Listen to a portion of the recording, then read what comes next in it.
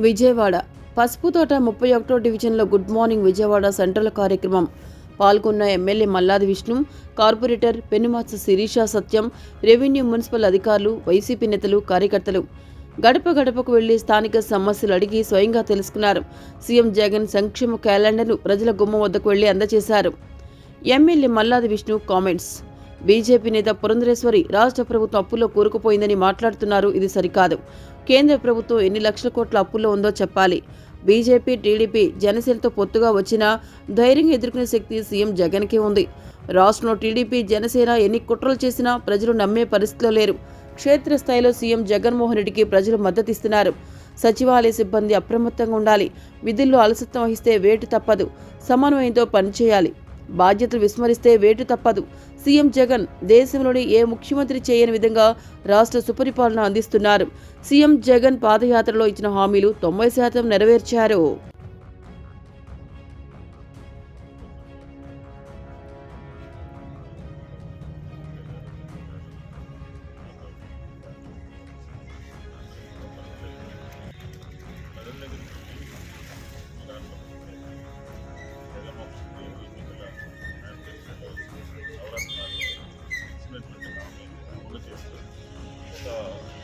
తీసుకురావాలి.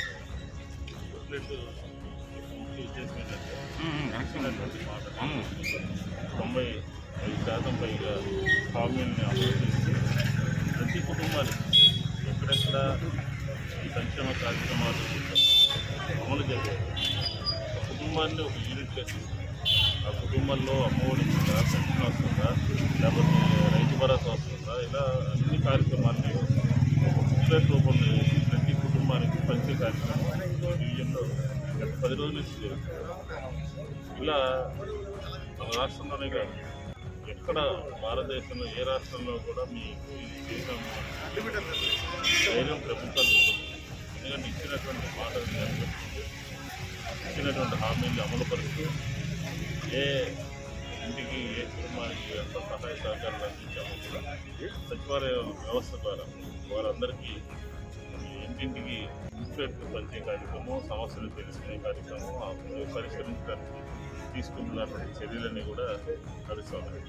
ముఖ్యంగా ఈ డివిజన్లో 10 రోజుల నుంచి కార్పొరేషన్ కొంచెం చిన్న సమస్యలు అందుకు డ్రైవింగ్లో కానీ సైడ్ డ్రైవింగ్ కానీ ఎక్కడైనా మంచినీటి సౌకర్యాలు కానీ ఇవన్నీ కూడా సంబంధిత అధికారులు చెప్పి ఇమీడియట్గా అటెండ్ అవ్వడం.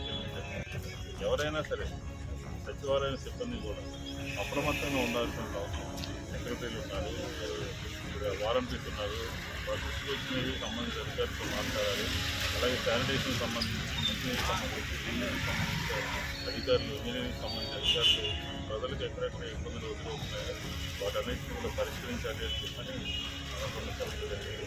ఎవరు కూడా అలసత్వం వహించి ఇచ్చినటువంటి వాళ్ళకు ఉన్నటువంటి పూజల్ని, వాళ్ళ బాధ్యతల్ని ఎవరైతే విశ్వాసిస్తే మాత్రం వాళ్ళ మీద వేటు పడుతుంది. అందులో సందేహంగా చెప్తారు.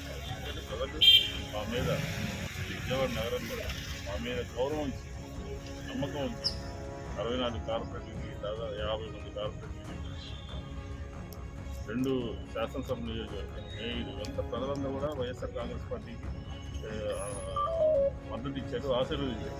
ఇలాంటి తరుణంలో ఎక్కడైనా సరే అధికారులు అలసత్వం వహిస్తే మాత్రం చర్యలు తప్పవు అని చెప్పి